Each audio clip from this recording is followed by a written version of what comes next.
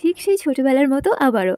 আজ প্রায় অনেক দিন পর একটা ছবি আঁকলাম, আমার সব থেকে ফেভারিট জল রং দিয়ে। ব্যাপারটা হচ্ছে এই কিছুদিন ধরে আমার আঁকাআঁকিতে হাত দিয়ে ওঠাই হচ্ছিল না একেবারে। সেই কালী পুজোতে লাস্ট যা এঁকেছিলাম, তখন থেকে আমার এই কালার প্যালেট ঠিক এভাবেই পড়েছিল। দেখো, রঙগুলো ক্লিন করা পর্যন্ত হয়ে ওঠেনি।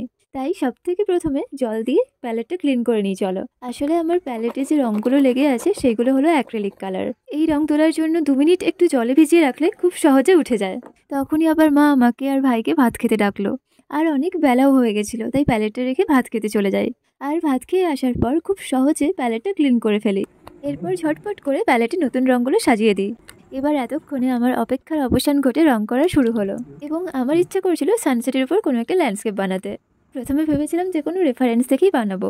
তারপর ইচ্ছে হলো জানলা দিয়ে বাইরে যা দেখা যাচ্ছে সেগুলোই চেষ্টা করবো একটু রং দিয়ে বানাতে।